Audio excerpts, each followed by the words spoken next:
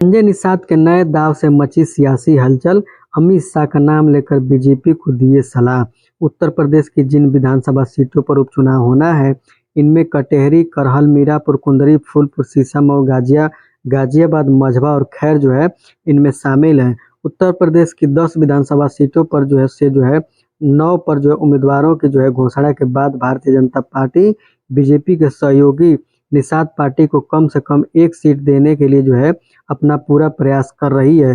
सूत्रों का कहना है कि बीजेपी उन 9 सीटों पर में से 8 पर चुनाव लड़ेगी, जिन पर उपचुनाव हो रहे हैं, और केवल मीरापुर सीट अपने सहयोगी राष्ट्रीय लोक दल आरएलडी को लिए छोड़ी है। सूत्रों के अनुसार निषाद पार्टी बीजेपी के दो विधानसभा सीटों पर कटेहरी, मझवा मांग रही थी। हालांकि बीजेपी की ओर से उसे सकारात्मक जवाब नहीं मिला है। निषाद पार्टी को उम्मीद है कि बीजेपी गठबंधन धर्म का पालन करेगी और उस पे कम से कम एक सीट हमें जरूर देगी। उत्तर प्रदेश की जिन विधानसभा सीटों पर उपचुनाव होने हैं, जिनमें से उनमें से कटेहरी, करहल, मीरापुर, कुंदरी, फूलपुर, सीसामऊ, गाजियाबाद, खैर शामिल हैं।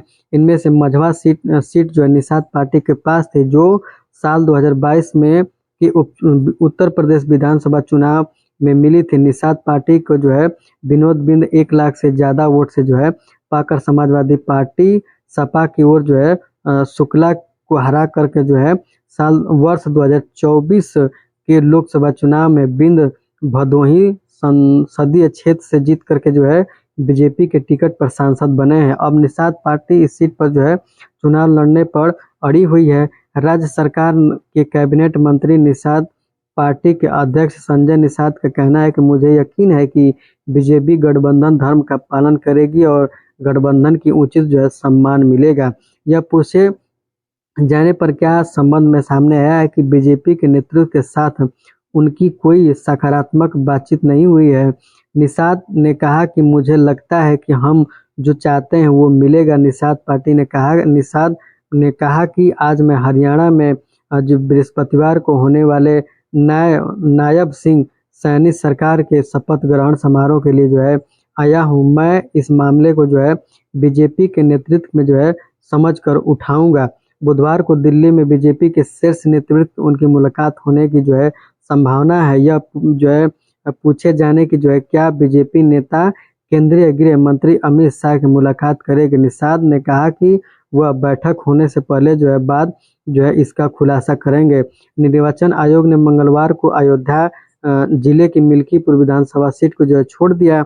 10 खाली विधानसभा सीटें से 9 पर उपचुनाव होगा, लेकिन उपचुनाव के लिए मतदान 13 नवंबर को होगा। इससे पहले 8 विधानसभा सीटों पर 2022 में उन चुने गए विधायकों को लेकर के निर्वाचित होने के बाद खाली हुई है।